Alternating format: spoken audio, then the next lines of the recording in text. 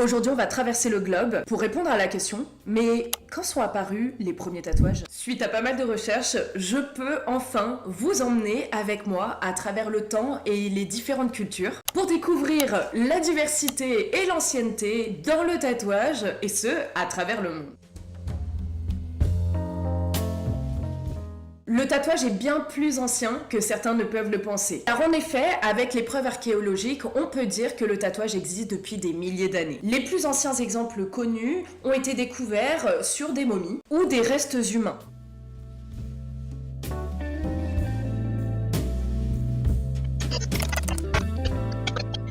Je pense ne pas me tromper si je vous dis que le plus connu à ce jour, c'est le fameux Otzi, l'homme des glaces. Ce dernier a été découvert dans les Alpes, et plus précisément entre l'Italie et l'Autriche. Et ces fameux tatouages datent d'il y a plus de 5300 ans. Les motifs étaient assez simples puisqu'ils sont composés de lignes et de croix qui pourraient avoir des fonctions thérapeutiques. Mais ne vous inquiétez pas, je reviendrai plus en détail sur les fameux tatous de Otzi, puisqu'il n'en compte pas moins que 61, c'est énorme, et on prendra le temps de les étudier dans une vidéo consacrée rien qu'à lui. Toujours en Europe, on retrouve les Celtes et les tribus germaniques. On se situe alors à l'Europe pré-romaine, et c'est vrai que malheureusement il n'y a pas beaucoup de preuves, mais des écrits de l'époque romaine tels que ceux de Jules César ou de Pline l'Ancien mentionnent que certaines tribus celtes et germaniques se tatouaient le corps pour des raisons rituelles et guerrières. Il y a un autre peuple celte qu'on appelle les Pictes, qui se trouve donc dans l'Écosse actuelle, qui sont particulièrement connus pour leurs tatouages complexes et leurs peintures corporelles. Et pour finir avec les tatouages en Europe, cette fois-ci on va chez les anciens Slaves, et plus précisément donc dans l'Europe de l'Est. Et là on va retrouver une multitude de pratiques de tatouages différentes et de motifs. Malgré que les tribus et les régions aient donc des pratiques très différentes, ils incluent souvent les symboles de protection, des marques de rang social et des éléments décoratifs. Mais c'est loin d'être le seul endroit où on pouvait retrouver des tatouages datant d'il y a des milliers d'années. Donc on va aller carrément faire un tour du monde entier, c'est parti. Cette fois-ci je vous emmène en Afrique. Et plus précisément en Égypte antique, où des momies vieilles de 4000 ans ont également été retrouvées avec des tatouages. Comme par exemple cette fameuse momie qui est très connue. Les anciens Égyptiens étaient connus pour utiliser le tatouage à des fins mystiques ou encore thérapeutiques. Ce qui est sûr, c'est que les symboles n'étaient pas choisis par hasard. Ils représentaient aussi parfois des statuts sociaux ou encore des croyances religieuses. Ils étaient aussi utilisés comme des rites de passage pour honorer les dieux ou encore contrer les esprits maléfiques. Au sud de l'Égypte actuelle, anciennement le nord du Soudan, des momies nubiennes datant de la période entre 2000 et 1500 avant notre ère présentent aussi des tatouages. On peut aussi en retrouver au niveau de l'Afrique subsaharienne, j'ai trop du mal à le prononcer, subsaharienne, mais aussi chez les Berbères d'Afrique du Nord, les Peuls en Afrique de l'Ouest et les Nubas au Soudan. Maintenant, je t'emmène dans un des endroits les plus connus par le milieu du tatouage, puisque c'est de là que nous vient l'origine du mot tatouage. Les tatouages polynésiens ont une histoire qui remonte à plus de 2000 ans. Dans les îles Pacifiques, les tatouages traditionnels sont appelés tato en samoa. Et lorsque l'on va en Nouvelle-Zélande, on va parler de moko. Ces motifs géométriques et les symboles sont profondément enracinés dans la culture et les traditions de ces peuples insulaires. Chaque motif raconte une histoire et relie l'individu qui les porte à sa communauté et à son patrimoine ancestral. Les techniques traditionnelles utilisant des outils faits de dents ou d'os témoignent d'un savoir-faire ancestral transmis de génération en génération. Allez, maintenant, on va direction le Japon, où l'art du tatouage remonte à la période Jomon, donc environ 10 000 ans à 300 ans avant notre ère. Les découvertes archéologiques ont retrouvé notamment des petites figurines qu'on appelle des dogu, figurines en argile qui montrent des motifs qui pourraient être des représentations de tatouages. On pense que ces marques étaient utilisées à des fins spirituelles et pendant des rituels. Mais le tatouage qui nous vient du Japon, qui est le plus connu actuellement, c'est les Rezumi. Vous n'avez pas pu passer à côté, c'est impossible. associé aux membres des Yakuza. On peut y retrouver donc des motifs comme les dragons, mais aussi des chrysanthèmes, ou encore des carpekoi. L'irezumi, quand il est encore pratiqué de façon traditionnelle, utilise un système de piquage manuel. Bref, je vous glisse une petite vidéo pour que vous voyez un petit peu comment ça fonctionne.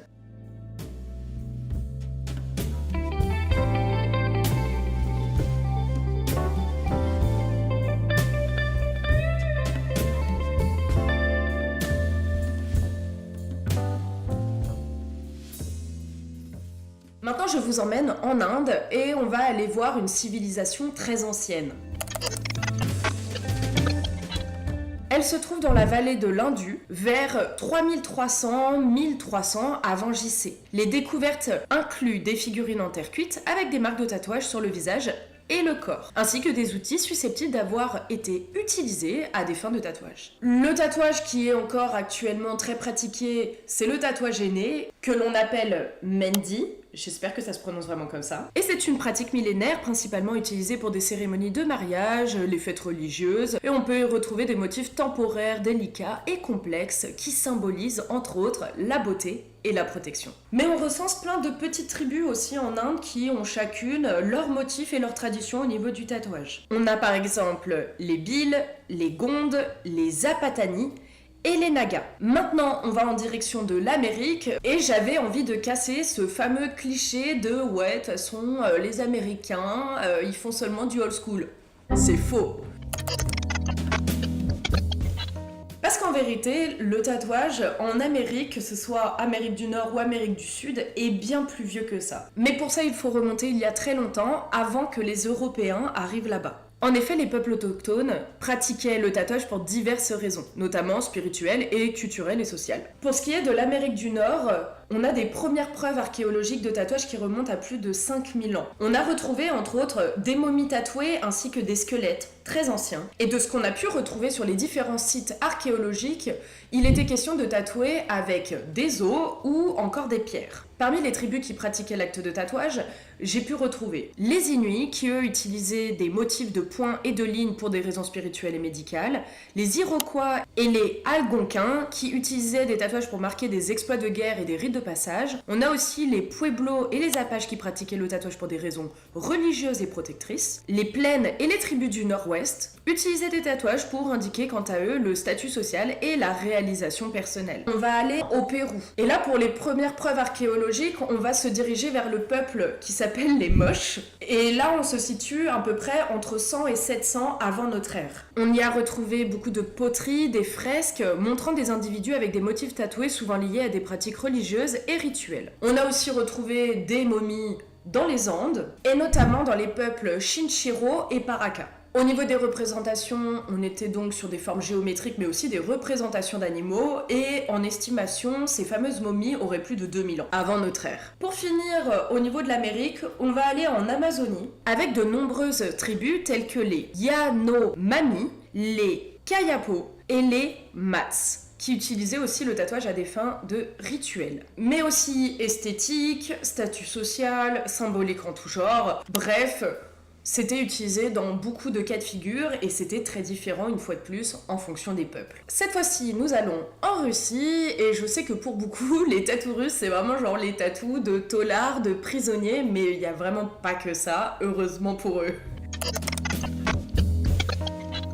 Si je passe vite fait en revue ces fameux tatous de prisonniers, eh bien au niveau des significations, il y avait donc tout ce qui était lié à la hiérarchie, à l'expérience, mais aussi aux croyances des détenus. Mais bon, ça n'a été particulièrement répandu qu'à partir du XXe siècle, donc vraiment c'est hyper récent. Nous, on va remonter un peu plus loin dans le temps, et plus précisément 500 ans avant notre ère. Et là, le tatouage, on va le retrouver chez les anciens peuples nomades, comme les Scythes ou encore les Pasiriques. Les Pasiriques en particulier ont laissé des momies tatouées bien conservées dans les tombes gelées de l'Altaï. Maintenant, direction la Chine. Et là, on va remonter à la période néolithique. Malheureusement pour la Chine, il y a très peu de preuves physiques, donc on n'a pas à retrouver de momies, etc. Mais seulement des poteries et des figurines qui ont l'air de porter des tatouages. Après voilà, du coup, comme je disais, vu qu'on n'a pas retrouvé beaucoup de preuves, donc des momies et tout ça, eh bien on reste quand même dans la spéculation pour ce qui est de la pratique du tatouage en Chine il y a des millénaires. Mais on est quand même tombé sur des textes anciens de la dynastie Zhou, donc là on est en 10 046, 256 avant JC, qui mentionnent le tatouage souvent en relation avec des pratiques de punition. En gros, il était utilisé dans des cas de châtiment pour marquer les criminels. Très joyeux, vous allez me dire. On marquait aussi les esclaves et cette pratique, elle est connue sous le nom de sicking. Je vous glisse ça ici parce que je ne suis vraiment pas sûre de la prononciation. Sorry. Concrètement, littéralement, ça veut dire inscrire en bleu. Si maintenant on va dans le sud de la Chine et plus précisément chez les Bayus, là on peut retrouver des traditions de tatouage vraiment bien établies. On a des textes historiques chinois aussi tels que le Shiji, donc mémoire historique, de Sima Qian, qui décrivent les Bayus comme ayant des corps tatoués. Au niveau de la signification, c'est vraiment culturel et protectrice puisqu'il s'agirait de tatouages faits pour des raisons spirituelles et esthétiques. En 206 avant JC, 220 avant JC, il y a la dynastie Han qui avait écrit des documents contenant des références au tatouage, donc souvent associés à des pratiques de barbares ou de minorités ethniques vivant aux frontières de l'Empire chinois. Concrètement, il faut se dire que les Han, eux, ils voyaient vraiment ça comme une pratique marginale et étrangère. Voilà, donc c'était pas forcément très bien vu. Et il y a aussi de nombreuses minorités ethniques en Chine qui pratiquaient le tatouage, je pense entre autres aux Dulong, les Dai, les Li, qui avaient donc des traditions de tatouage très anciennes et distinctes. On a par exemple les femmes Dulong qui se tatouaient le visage comme rite de passage. Et pour des raisons protectrices et esthétiques. Voilà pour ce petit tour du monde. Je trouve que c'était sympa ce petit résumé pour savoir quand sont apparus les tatouages dans les différentes régions à travers le globe. Et c'est vrai que si les techniques ont énormément évolué, maintenant on fait du réalisme, du minimalisme, bref, on a des styles énormément différents avec des techniques incroyables qui ne cessent de s'améliorer, la vérité c'est que au niveau des symboliques et du pourquoi, du comment les gens continuent à se faire tatouer, on a vraiment une vision encore très ancienne, on va dire. En tout cas, ouais, les raisons pour lesquelles on continue à se tatouer sont encore très similaires avec celles qui poussaient nos ancêtres à le faire. Je sais pas si vous voyez ce que je veux dire. Et ça, je trouve ça incroyable. Vraiment, au final, l'humain a encore besoin de s'ancrer pour les mêmes raisons que ses ancêtres.